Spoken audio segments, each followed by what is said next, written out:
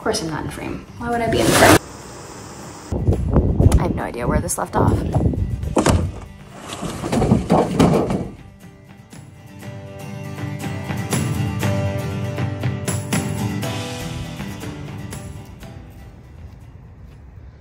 Hi everybody, my name is Jen. This is my van Walter, and today we are going to be installing a bunk window on the wall inside the van and a skylight in the roof. I will need some assistance at the end for someone to hold the window in place while I screw everything in, but aside from that, I should be able to get the project going by myself. So this morning, I am taking advantage, I can speak, of a beautiful 70-degree day in November in Michigan. I'm not gonna focus too hard on it, I'm just gonna appreciate it. I am going to pick up all of these supplies. I need to pick up some more enamel, I need to pick up, like I said, some wood for the frame, and a new blade for my jigsaw, because remember last time I used that one that didn't have enough TPI, so I'm gonna go get an appropriate blade today.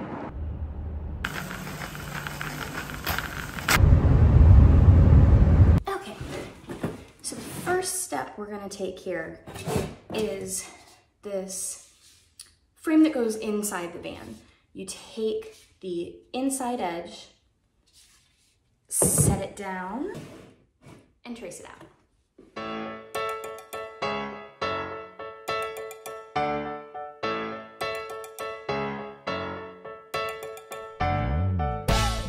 So to remove these ribs, it's actually pretty easy in the Promaster. All we have to do is knock out this little tabby with a chisel and then take out this filler from behind to disconnect it.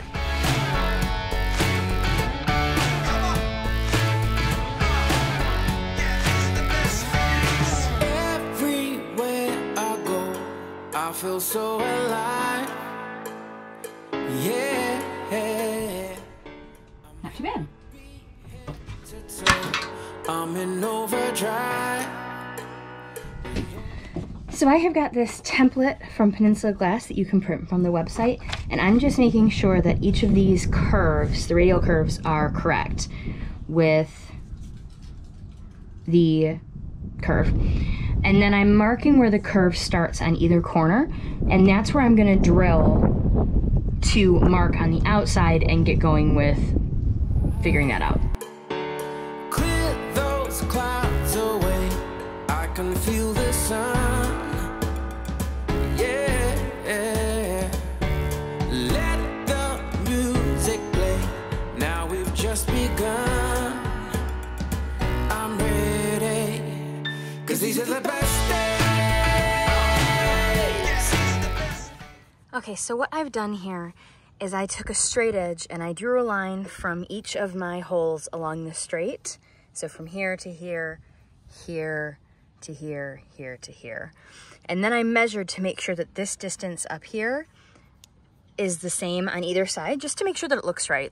The van is never gonna be totally level, so it really is irrelevant if it's level with like the ground, but I do want it to at least appear level on the vehicle and not all cattywampus like something out of Doctor Who. So this is where you can see the first line I made was a little bit lower.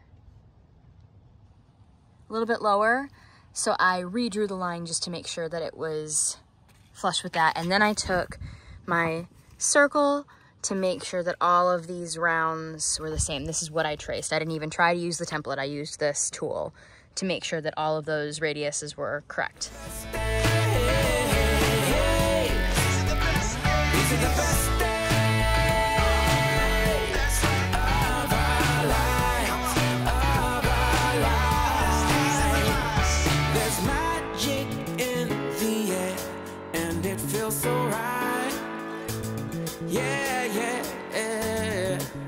So follow if you're dead, and you'll see the light shine so bright.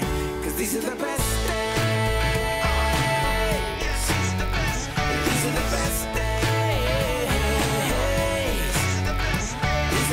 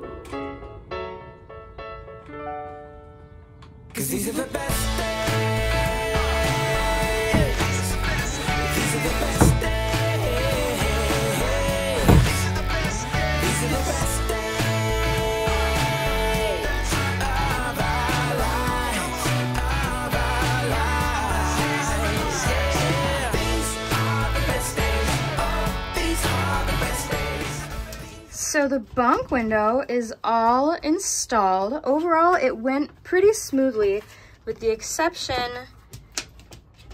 of this really awesome gap over here. So I don't know what I'm gonna do about that. We'll figure it out. We'll figure it out.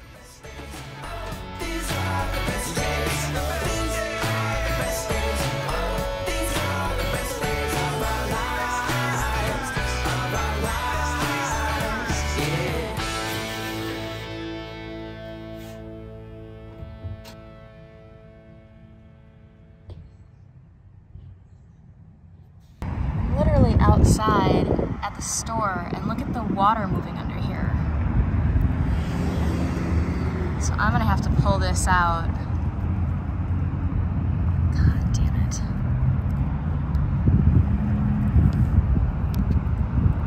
So the last thing I need is it holding water against this seal. Look how much water came out of this. Oh my God, you guys.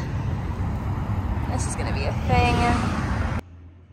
So I just spent a little bit of time taking the sealant off the bottom of the window where it had moisture gathering underneath. I checked around, my hands smell like the sealant. I checked around the outside edge and it seems like most of it is sealed pretty well. And I didn't notice any moisture under there. So I'm gonna leave the rest of it. I just took off a section that's like 8 inches long or so. I'm gonna leave it up there, and then when I redo the whole thing, I will take it all off and just do a clean bead all the way around. I'm gonna try it with Sikaflex this time instead of the vertical. I'm gonna try it with Sikaflex this time instead of the lap and see how that goes. Hopefully it seals a little bit better. That's what's recommended. I emailed Motion Windows and they responded like immediately. I emailed them like 6 minutes ago and I have a response. But they recommend Sikaflex, so that is what I will get. Hey guys, so I am here installing my second motion window in the passenger side door, well, the sliding door. I've been trying to film it, but it is too cold here in Michigan and my GoPro battery just keeps giving out on me. So I'm just going to include this with the video of the other window. The process is very similar. I'll try to take some pictures and some clips with my phone, but this won't be as covered as I was like. So far what I've done is I have the window, excuse the mess in here. I have the window that I'm gonna be installing. I have the clamp ring, and I just traced the clamp ring out on this paper. I'm using the paper simply because I don't have any cardboard big enough. It's not what they recommend, but we're gonna do it.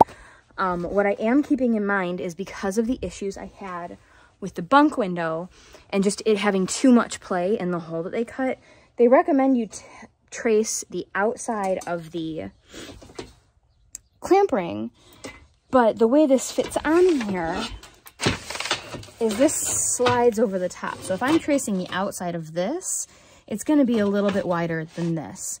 And that is the issue I ran into, is they were already building in some play and I wasn't overly concerned about the play. And it didn't work out well. So what I'm going to do with this is just be very cognizant of cutting the inside of these lines, especially since I'm drawing with a Sharpie. I'm going to be very careful that I cut to the inside edge because I can always cut the hole bigger. What I can't do is replace it. And I really don't want to be in a spot where I'm having to use cold weld to fill in the edge of a poorly placed window. Okay guys, that took some doing. As you can see, I have some different versions here. The one with the little arrow is the one I'm going with. I've got it all traced out. I've got my pilot holes drilled for the corner. And then I have these bigger holes drilled that are big enough to get the jigsaw bit in. I set these back a little bit. Last time for the other window, I tried to do the big holes like right at the line.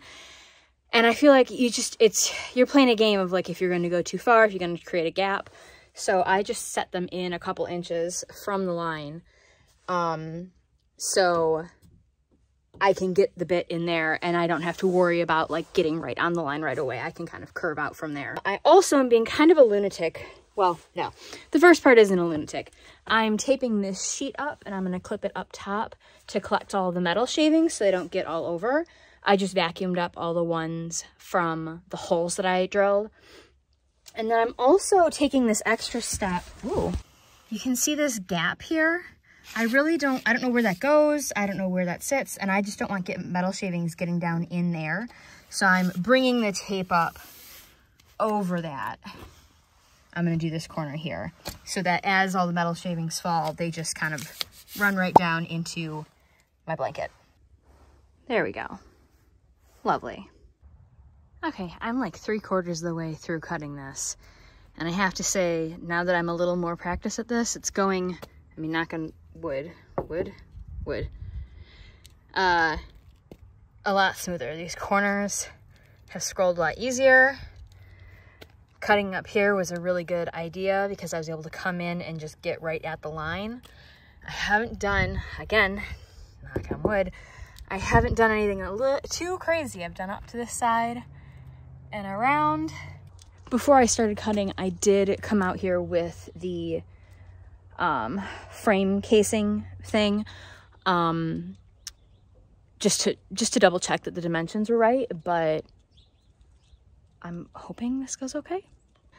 I've left these gaps where I know that internal support is. It's narrow enough that I can just cut through it, but I need to know it's coming so that I'm braced for it and the blade doesn't jump away from me when it hits that extra sheet of metal. And then I've taped either side to support so this isn't wiggling around as much. So what I'm gonna do is I'm gonna cut in here to about 1 inch left. I'm gonna do the same at the top, then I'll cut the bottom one and the top one.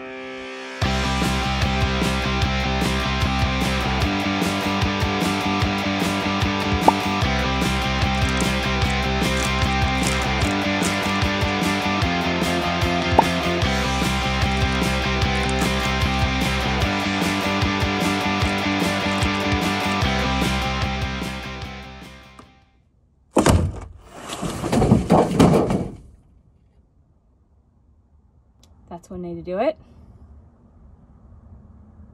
Though I think I've just negated my sheet catching all the metal shards, so great work to me.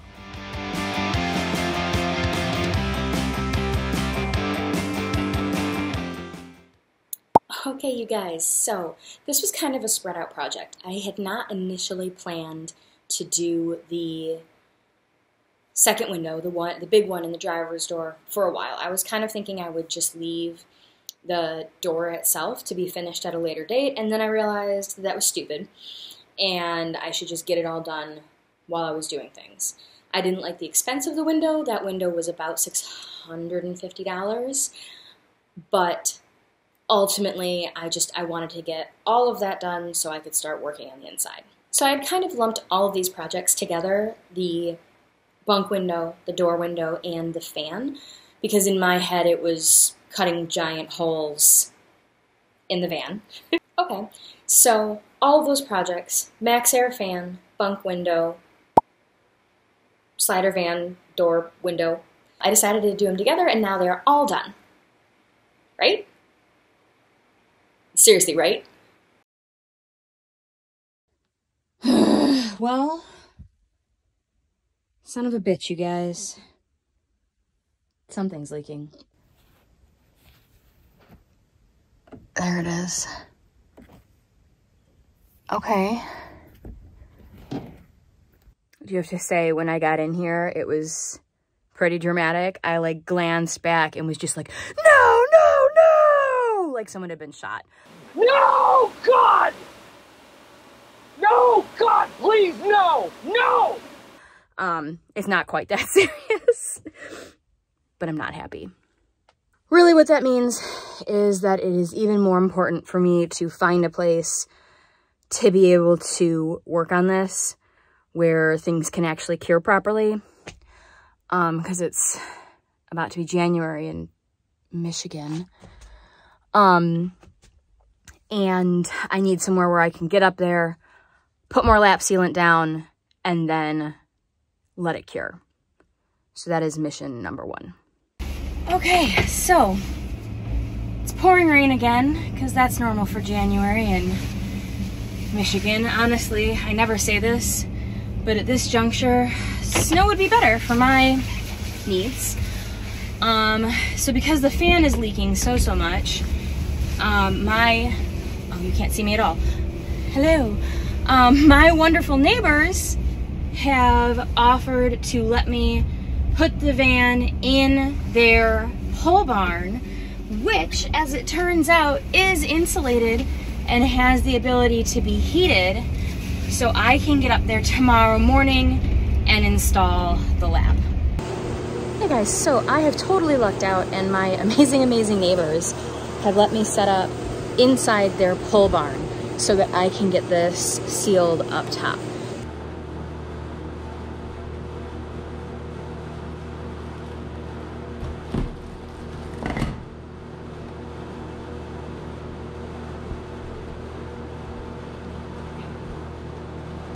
Okay, I've only been up here a minute and I can already see what the issue is. This is gross. And I've just got all of this water sitting here, which is unsurprising because these rivers here, they don't really have anywhere to go because I've cut them off with these items I've put in here. So I can see, yeah, that's 100% where it's getting in this spot right here, where it's split apart. So what I'm gonna do is, when I install it again, instead of leaving this like spot where it can collect, I'm gonna really smooth this outward.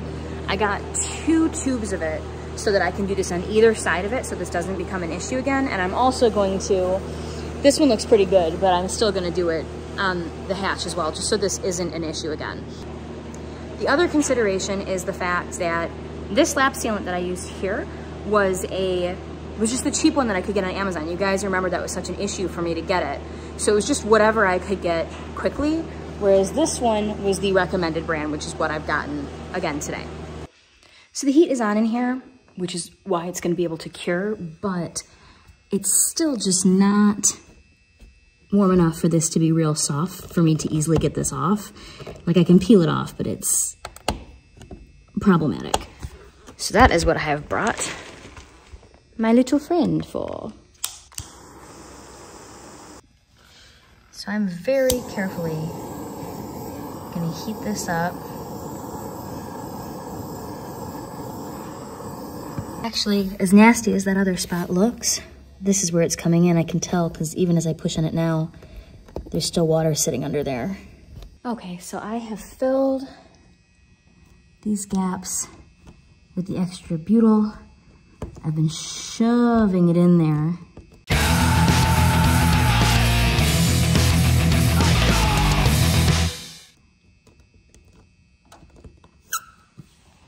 And I went down to check underneath and I can see it coming into the gap down there.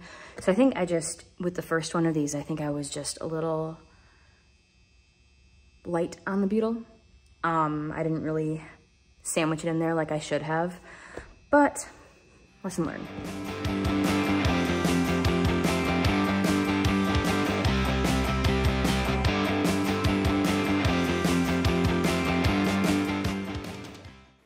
Cool, yeah, so that was super fun. Let's not do that again. Okay, yeah, and I'm a liar because there is one more hole in the van. It's the skylight. I separated that out just because it's a little bit more complicated of a process because I ordered a boat window. It's a whole separate thing, so I will get into that in the video. So if you're thinking, hey Jen, your categories don't make any sense, you're right, they don't. It is what it is. Shit, does that include the skylight? I need to do math. Sorry guys, there's not a budget update with this video. Stay tuned for the next video to get an updated budget that includes the fan, the 2 windows, and the skylight. Because I don't feel like recalculating this. Anyways, once again, I am Jen. Thank you so much for tuning in to follow along with my van build. And I will be back soon with the video about the skylight.